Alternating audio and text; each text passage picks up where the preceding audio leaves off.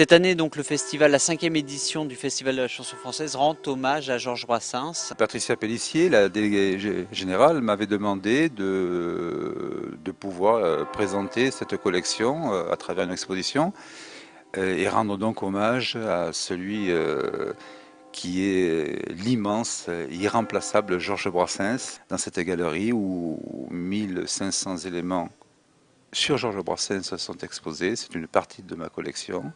Dans ta grande collection, tu as quand même un des objets importants dans la carrière de Georges Brassens, c'est son orgue.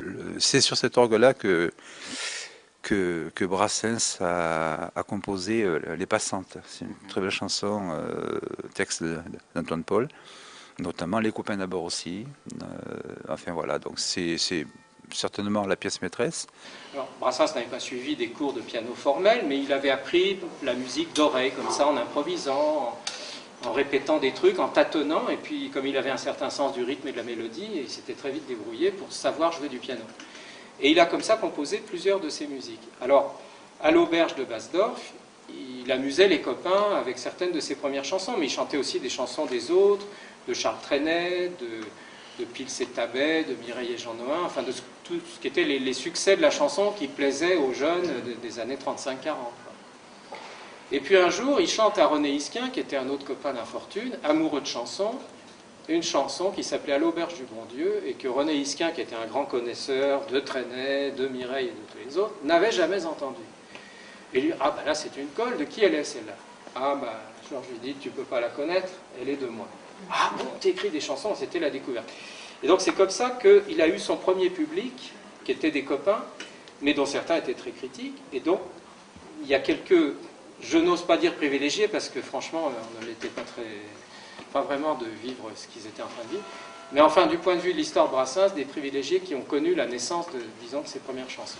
Jacques Vassal vient d'écrire un livre qui s'appelle Le regard de Gibraltar. Gibraltar, c'est le surnom qu'on a donné au secrétaire, à l'ami intime, au chauffeur. C'est l'alter ego de Georges Brassens. Il y a eu cette rencontre qui datait déjà de quelques années avec Gibraltar, et que l'idée, ça a été de re-raconter Brassens à travers les souvenirs de Gibraltar.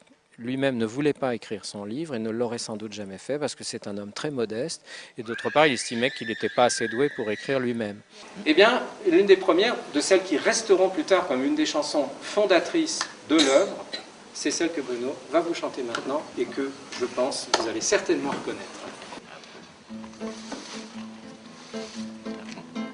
Avec une bêche à l'épaule, avec à la lèvre un doux chant, avec à la lèvre un doux chant, avec à l'âme un grand courage, il s'en allait trimer au champ. Pauvre Martin, pauvre misère, creuse la terre, creuse le temps.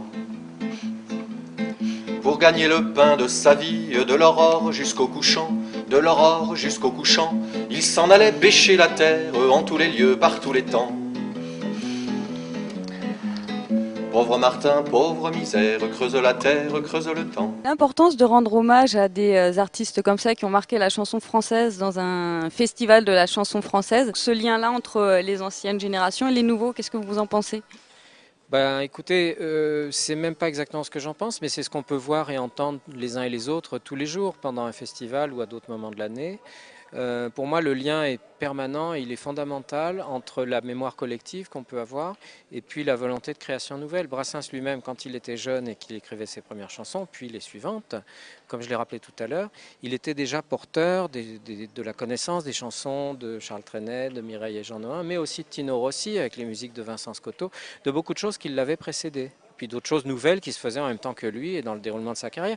Dans les années 65, 66, 67, Brassens écoutait parfois les Beatles chez lui. Peu de gens savent ça, mais je veux dire, il n'écoutait pas que de la chanson française, il était très au fait aussi d'une certaine pop musique anglo-américaine, du rock and roll, du jazz, du blues. Donc, et il était pétri d'une culture chanson qui était bien sûr surtout française et francophone, mais pas uniquement. Pauvre Martin, pauvre misère, creuse la terre, creuse le temps. Et quand la mort lui a fait signe de labourer son dernier champ, de labourer son dernier champ, il creusa lui-même sa tombe en faisant vite, en se cachant. Pauvre Martin, pauvre misère, creuse la terre, creuse le temps. Il creusa lui-même sa tombe en faisant vite, en se cachant, en faisant vite, en se cachant, et s'y étendit sans rien dire pour ne pas déranger les gens. Pauvre Martin, pauvre misère, dort sous la terre, dort sous le temps.